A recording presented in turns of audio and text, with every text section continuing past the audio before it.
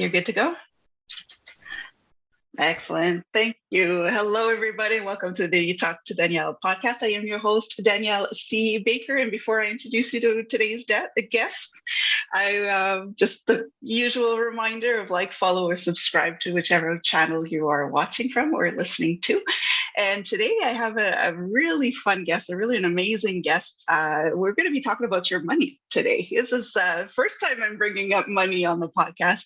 And I just love his approach to it. I love how he presents it. Having myself had bad relationship with money, I think that I can speak for many when we say that there's a lot of stigma around money. And I love how with our guest today presents it and gets us out of that. So today I welcome Florian Fritz on the podcast. And thank you so much for joining me today. I really appreciate you coming on.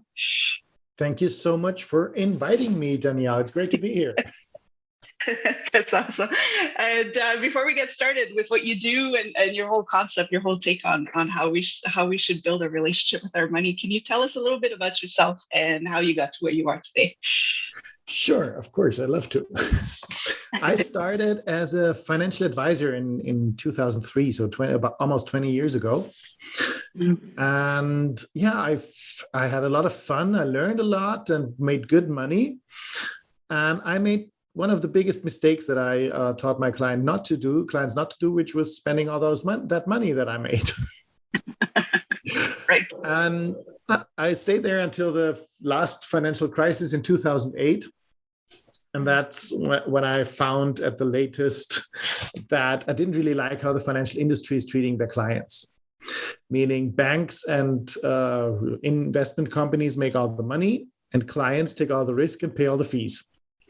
So I thought that's not really fair. And especially in 2008, you saw that, like, people losing money and still paying lots of fees and bankers still making their bonuses. I thought, okay, I do want to find a different solution.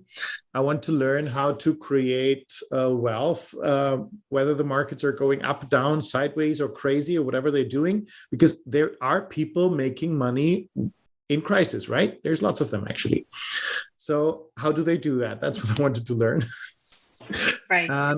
So I had, first of all, before I could start that, I had one problem. I had spent all the money that I had made. So I had to make some money first because, well, those people want you to pay them for teaching you. Mm-hmm. Now, I started working with a real estate company, finding investors for them. And I spent that money now again, but I spent it on learning, on education. And I traveled the world from Singapore to Phoenix, Arizona, from Johannesburg, South Africa to London, like all over the world, to learn from people like some of the best trainers like Robert Kiyosaki, T. Harv Eker, some former fund managers, and many amazing people. And I tested what I learned in that real estate company, finding where I was looking for investors. And I grew their sales by 86% on average for 9 years in a row. So I helped those guys grow from a few 100,000 to over 45 million. Wow. So it was pretty successful, but maybe I don't know if you know that, but some people, and definitely me, if things go too easy, we tend to sabotage ourselves, right? So what I did, I started, I had lots of time because basically after setting everything up in that real estate company, I was working 5 to 10 hours a week, right? For those results. And so I started working with a partner in a solar energy company, selling solar energy plants for family houses. And I didn't really take care enough of that company. That partner bankrupted it, and suddenly it was $500,000 in debt. And about the same time, the real estate company said, well, actually, we don't need that many new investors anymore, and we don't want to pay your high commissions anymore. So the easy income was gone, and I had a ton of debt. Wow. So, and well, first of all, I didn't know what to do, but I thought, okay, you've got to do something different now. And I thought, okay, you know what works with money, because you've made some people millionaires. I know what doesn't work. I tried that myself. And I've been, as a financial advisor, I've been working with hundreds of people, and I know the mistakes people make. I learned from some of those amazing trainers how to do it better. So I thought, if I put all that together, I probably can help a couple of people be better off with their money. No matter where you're starting from, if you have zero money or if you have debt, or if you already have a lot of money, by now I know all those situations, so I can help you make it better. I started with myself, of course, managing my money better because with the little I had left, and starting investing it better, and with some smart investment strategies. To grow passive income out of investments, out of that little that I had at that time. And yeah, that worked out pretty well. And by now, I started the Money Hero Academy.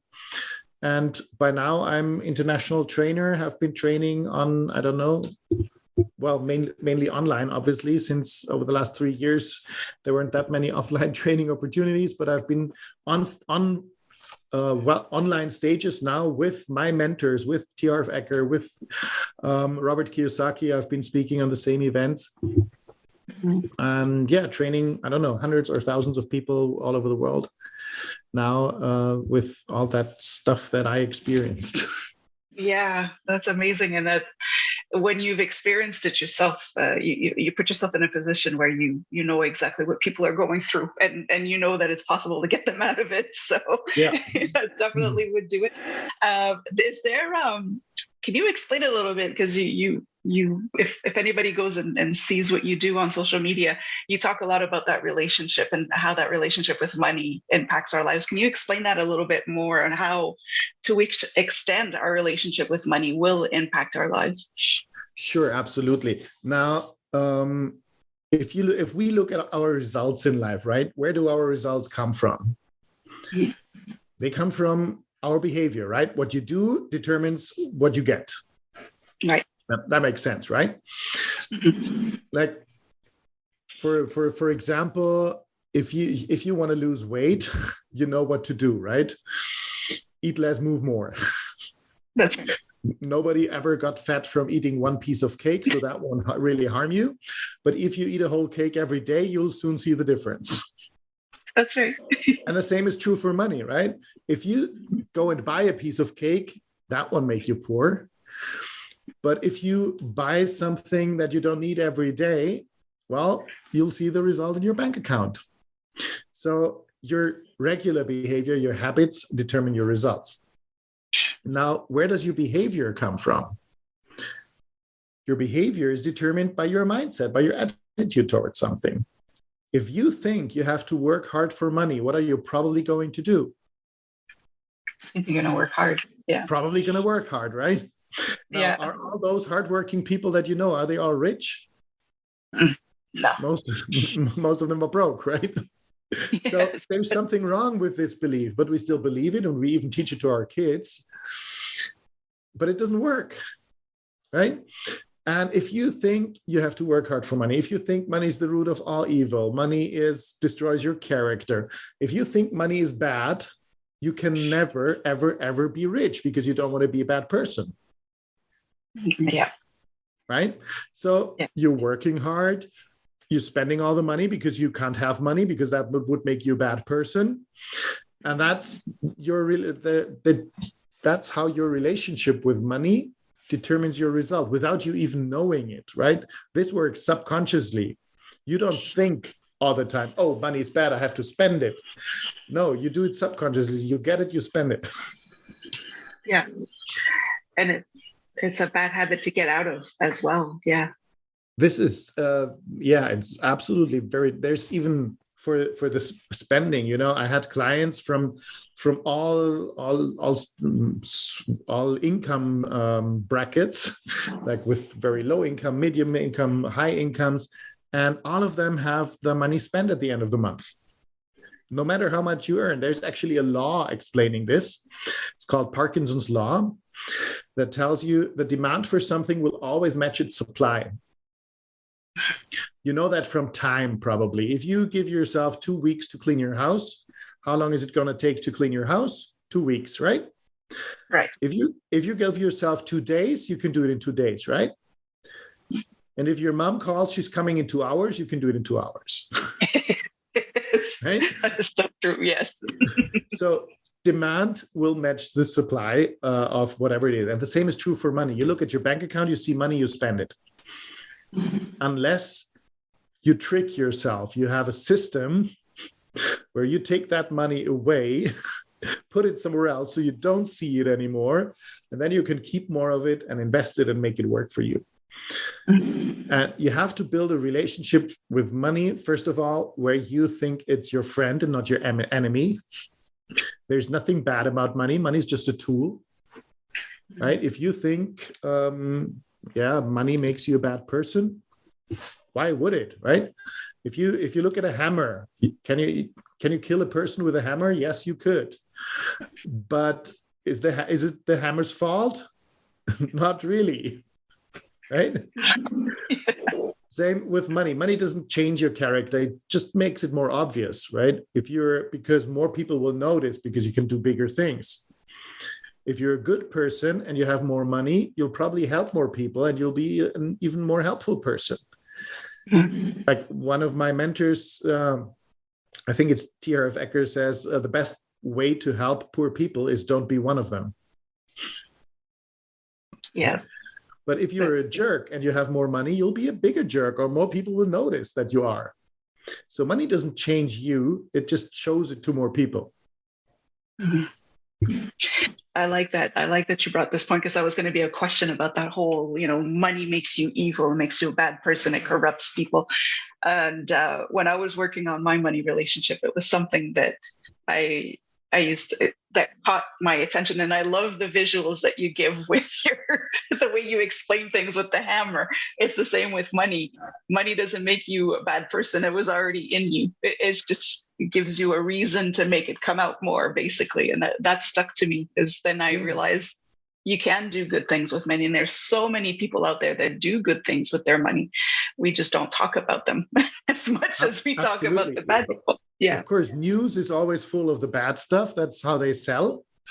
Yeah. That most rich people are actually generous and giving and helping. Nobody talks about that, right?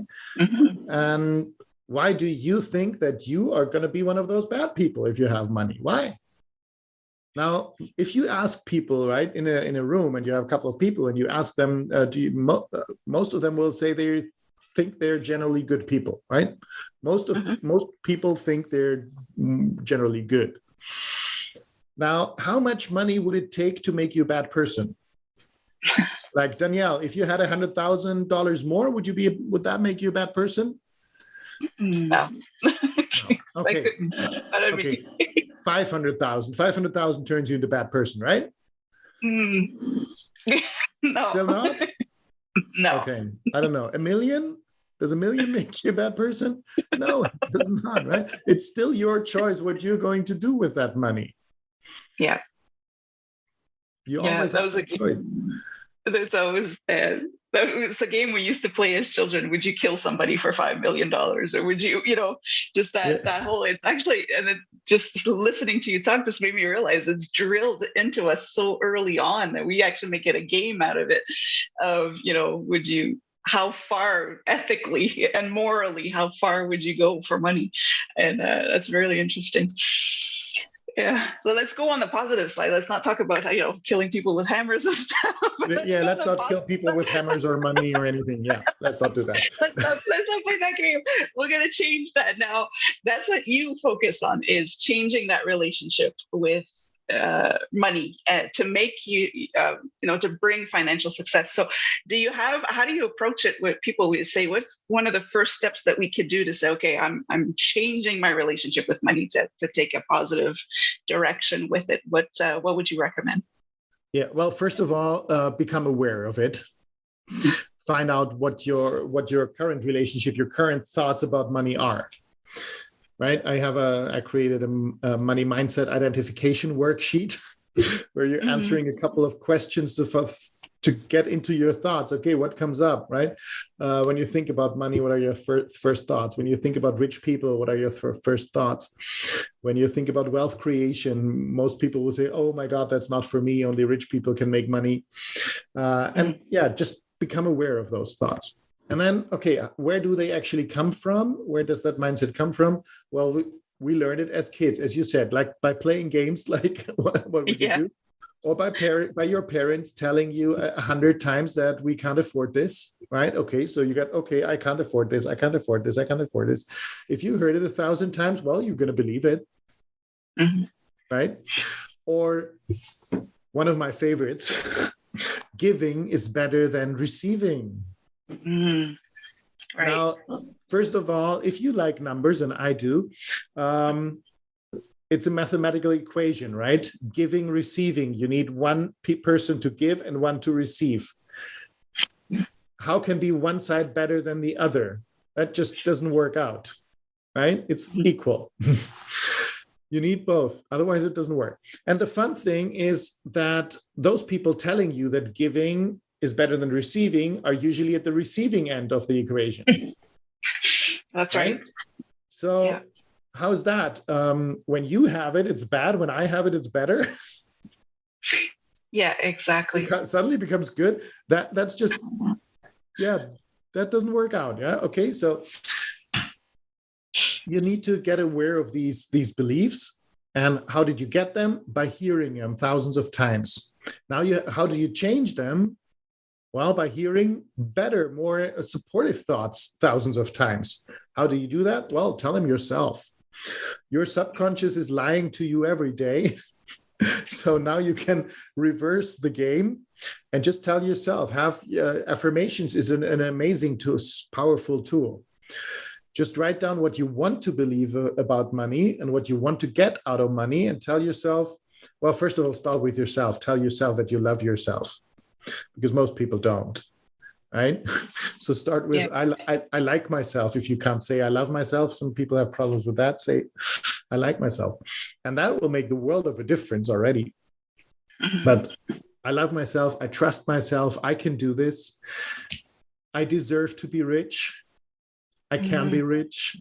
I create money flows to me easily. I'm a money magnet. Just tell yourself those things every morning, every evening, again and again and again. In the beginning, it's going to feel super awkward. I'm a money magnet? No, I'm not. I'm broke. Stop that. Say, I'm a money magnet. I'm a money magnet. Money flows to me easily. And suddenly, after 2 weeks, 3 weeks, 4 weeks, your brain will switch and it will start to believe it. And if you keep doing it, it's going to start to turn into the truth, actually. Yeah. In the beginning, it's super tough because you think, who am I bullshitting here, right? Yeah, as I said, your subconscious is bullshitting you all the time. So just do it back. You can do the same. Exactly. And that's a really good point that you brought up about start with liking yourself first. Because if you really don't believe that if you don't like yourself, you're not going to believe that you deserve all these great things that money can bring to you, and that freedom, and that, you being able to help other people. So that is very important. But yeah, play that trick on your subconscious. Just keep doing it, and it does. And I'm still working on that. And I feel so self-conscious when I'm saying it to myself, going, this is so silly, but it's working, because then you switch and you do get money coming to you. You just don't see it because you're focused on the money you're losing. So when you start noticing the money that does come in, or anything else of value that comes to you, then that really does do that click. Yeah, totally. You just said something very important about the liking yourself. Another one of my mentors, Mac Newton, who is a 2-time world champion Taekwondo and trainer of people like Michael Jordan, Mike Tyson. So he's been really training the top athletes. And he said, your results can never be better than your self-concept. So if you don't think that you're good and that you deserve it, it's totally impossible that you create wealth if you don't think you can do it and deserve it. So you don't only have to work on your money beliefs, but also on your beliefs about yourself. Right. And takes a lot of work, but you're absolutely right. You can't go any further than what you think you're worth, and so you got to work on that. Love it. You really do. Yeah, it's a great thing to think about. There's another thing that you bring up, because I could talk to you about mindset all day. I think we're on the same wavelength for this one, and I'm a numbers person as well, so that equation does need to balance. It needs to be equal on both sides. There's a lot of people, like you say, a lot of people like to be on the receiving end of things. And how do you find the right person to help you build a sound financial strategy that will work for you? Because not everybody's necessarily going to be able to do that for you. So what is your take on that? What is your advice? Well, my advice, of course, is go to moneyheroacademy.com. Yeah. I love it. Okay, that's an easy answer for that one. Otherwise, you want to find people that are not selling you financial products that have commissions included. Like that's what I used to do, and that's what many financial advisors do, because they're always going to sell you whatever pays the highest commission to them. Mm-hmm. If you want a financial advisor, find someone you actually have to pay, right? If you pay them a yearly or whatever fee for them, then whatever they're suggesting is going to be in your interest. Right. If you're not paying them, then what they sell you is going to be in their interest and not in yours. So then you only need to find someone who knows what they're doing, so they're good at it. Yeah. But if you go for that, you pay them, then you'll get at least honest advice. They'll try to help you the best they can. If you don't pay them, then they don't. Then they're looking for their interest first. Right. And that makes sense. Yeah, but we don't really think of that. We go with the bells and whistles, but don't realize that that comes with a cost. Yeah. Yeah. In social media, you say if you're not paying for a product, then you're the product, right? Like in Facebook, you're not paying for it, so obviously they're using your data for whatever. In banking, it's the same. If you're not paying for a product, then you are the product. Then you're going to pay for it somewhere where you don't see it. Right. Oh, that makes so much sense. The difference is tens of thousands of dollars difference between those products where you pay for the sales and everything. And yeah. Yeah. Oh, that's a very good point too. They're not going to tell you that they're making way more money if they're offering it for free. They're making quite a bit. Yeah, well, that's good. Can you share with us a little bit some of the transformations that you've seen with people that you've worked with that have come to you, and without going into great detail or confidential details, can you share a little bit of some of the transformations? Sure. I had clients that came to me with, I actually don't like to think about my money. I never take care of my money. I spend my money. I've never invested anything. I have no idea about investing. And a year later, she's investing in oil stocks and this and that and options and wow. doing lots of stuff. But not just that, because we've been working on goal setting, on the money mindset. One of the first programs she took with me was a goal setting program. And actually during that we did that and a 7-day attracting money challenge. That was the one. During that attracting money challenge, a client called her and gave her a project for the whole next year. Wow. So she says she's more money coming in now, and now she's keeping more of it and making it work for her. And yeah, that's basically what happens with most of my clients. They get more. This was extreme because she really didn't take care of money at all before. Right.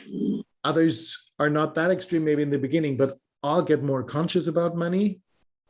So more is coming in, they keep more, and they invest it and get better returns. That's great. That's what we do. And it allows you to see that it is possible, because some people, like you say, that they're not managing their money, they really don't see where to start and how they can get themselves out of whatever situation that they're in. So it's nice to see people doing it and hearing Yeah, about it. absolutely. And I have a bit a different approach with debt than many others. Most advice with debt is like put all your money paying off debt, pay off debt. And I don't believe in that. I say you, even if you're paying off debt, and that's the most important thing. And I've tried, $500,000 in debt. I have some experience with it. You need to pay yourself first. Wherever you are, pay yourself first. Keep some money for yourself and invest that money, make it work. And now I actually have investment income paying for my debt. Wow. Yeah. And it doesn't have it. Yeah. That's incredible, because it can be overwhelming. You see that number in the red, and you all of a sudden you're thinking, I can possibly be able to. Yeah. It's tough, but still, it doesn't make a difference whether you put all of it in that red hole or if you keep some of it, just a little bit for yourself, and start investing it and start getting a return. And if you get a higher return than you pay interest here, then you're actually making a profit. Yeah. Yeah, that's true. I like that. I could talk to you about this all day, but I want to ask you kind of a personal question. That's what I like to ask our guests on is there any advice that you wish you would have had sooner to make your life a little easier? Any kind of wisdom or advice that, looking back, you're thinking, if I knew this back in the day, it would have been so much easier for me? Well, lots of things, actually. But maybe the most important thing is that to care less about what other people think. Because if you think about it, first of all, most people don't think as much as you think they do. And I like that. And then they definitely don't think about you, they think about themselves. So who cares what they might be thinking about you in those 2 seconds that they actually do that? Yeah. Right? So just do your thing, and don't let yourself be stopped by what other people might think or do or whatever, because they're totally absorbed in their own stuff. Yeah.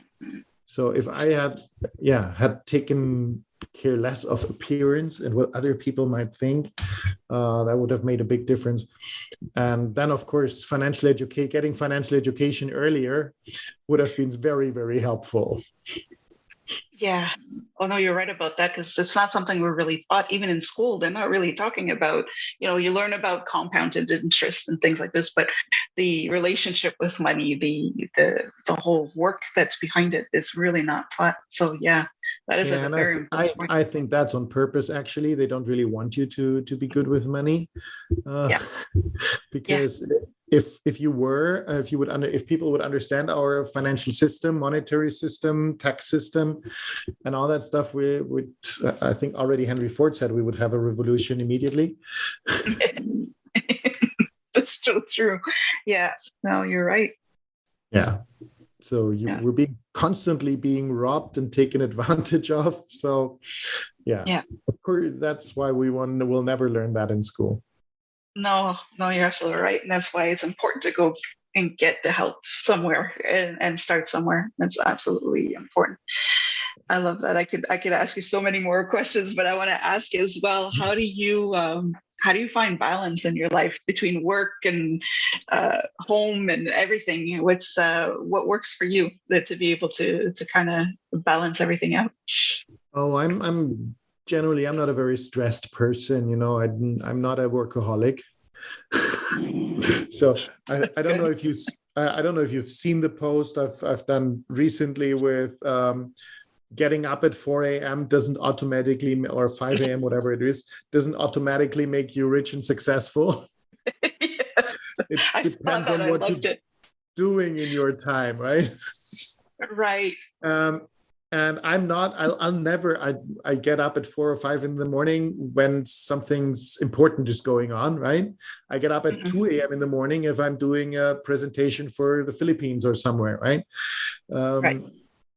I will do that, but I will not get up every day at 5 a.m. believing that it's going to change my financial or any other type of success. If I want to do, if I'm working efficiently in the afternoon, at night, in the morning, whatever it is, it depends on what you do with your time, not when that time is. Yeah. And so my balance is, I think it's automatic because I'm not trying to work all the time. I love to do something else as well, spend time with my wife or yeah, just relax and read or whatever. Meet friends. Yeah, so the balance comes automatically. Then there's times where I work more when I'm creating something new or I have a project going on or something, then I'll work more for a couple of weeks or even months. And then I'll go on vacation and relax. That's good. That's good. And you said an important point there is you know what works for you. A lot of people, they follow those rigid routines that are supposedly the answer to everything, not understanding that they're teaching you to keep a structure, but you got to make it work for yourself. So you've made a really good point. That balance comes naturally when you know how your body works and how your mind works, and when you're the most creative and where it needs to happen. And so that's really good. 5 a.m. I'll never be productive. It just doesn't work for me. I'm the same. I tried that 5 a.m. club thing, and I'm not a morning person naturally. I'm a night owl. That's where all my stuff comes through if I'm creating something. So I will stay up until 5 in the morning. I'm not going to get up at 5 in the morning. Much better for me as well. Yeah. Yeah, that's good. No, and especially if you're working in different time zones, that's an adjustment I've had to make in the last 3 years. And you just have to find that rhythm that works for you. And that's good. What are you working? You mentioned that you when you're creating stuff, do you have anything new coming on, or what are you working on right now that you'd like to share with us? Yeah, I'm actually just launched yesterday, basically. Yeah. It started yesterday. I finished last few days.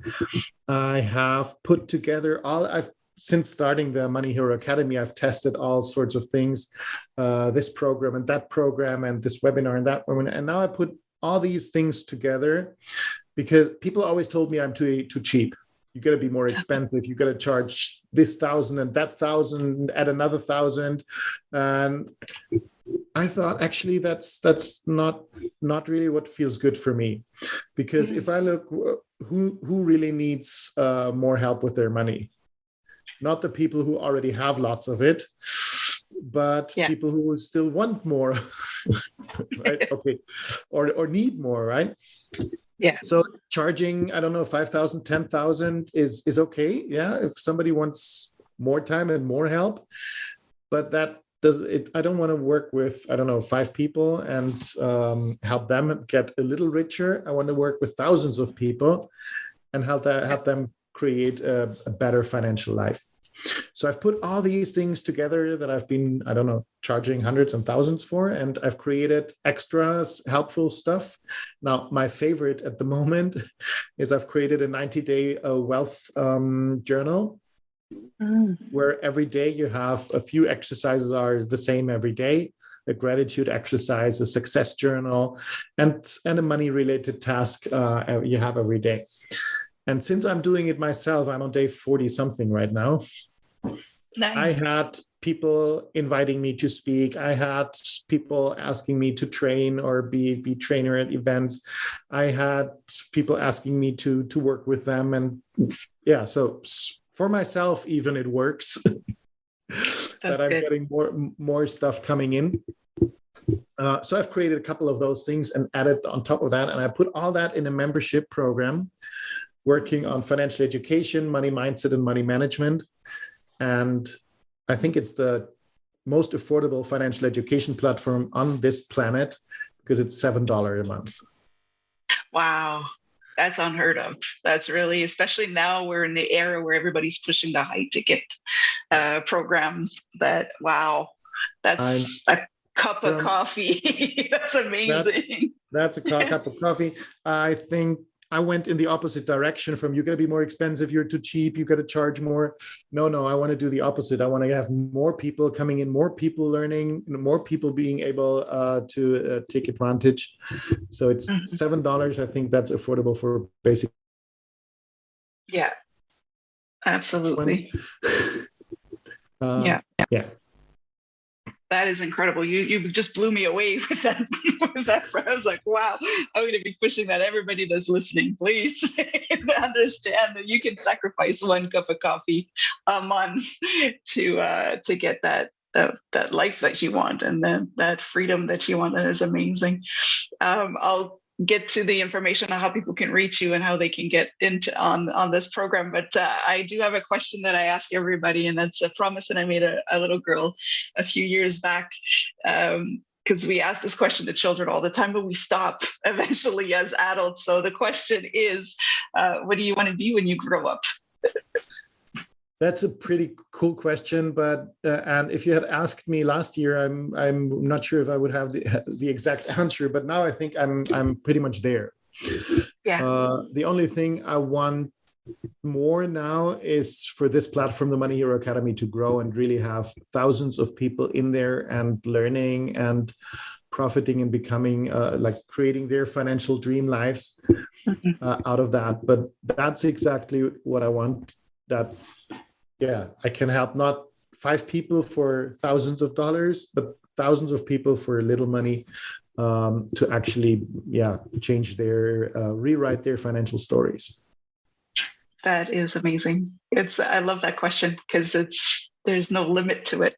And as adults, we need to have that. We need to have those questions because we're still going, we're still growing. It's one actually not in that in that same format that I used to ask children, but you know why most people don't get what they want is because they don't know what they want. So That's one right. of the first steps I'm working on with people is what you actually want. Write your bucket list. Yeah.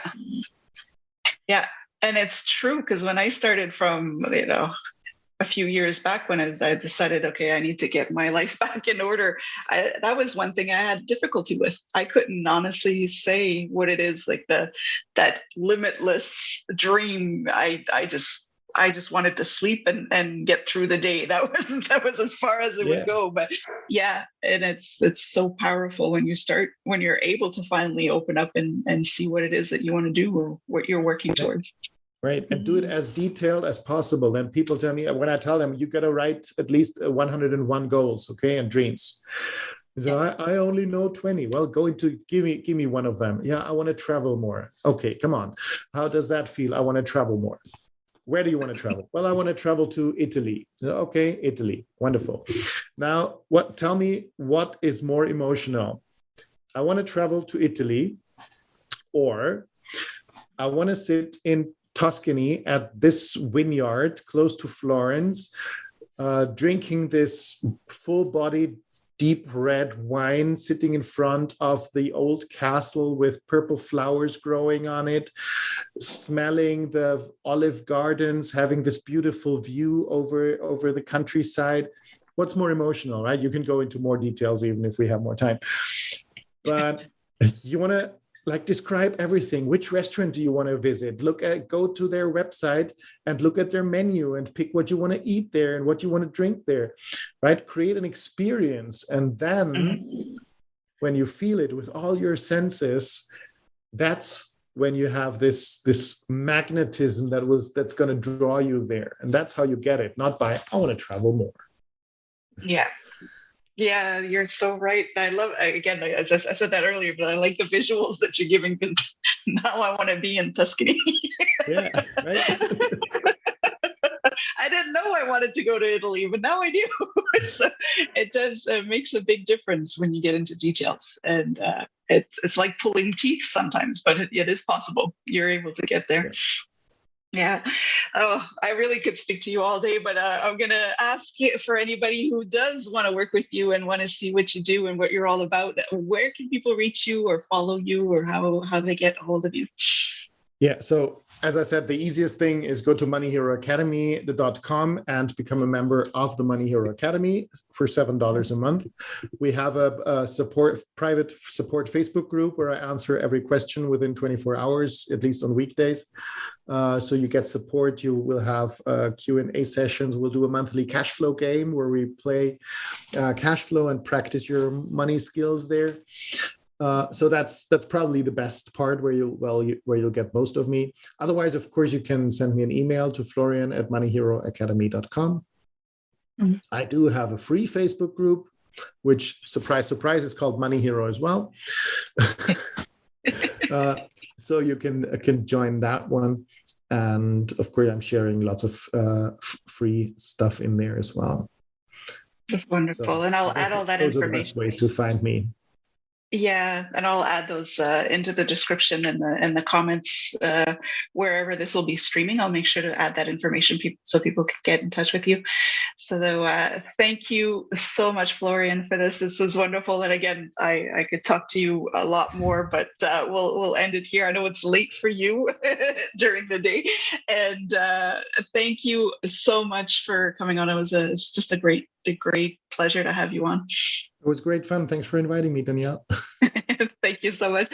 And for everybody who's listening or watching, thank you again. And don't forget to follow, subscribe, and like the channel that you're listening or watching from. And don't forget to go check out Florian's wonderful work as well. And until then, stay safe, stay awesome, and we'll talk soon.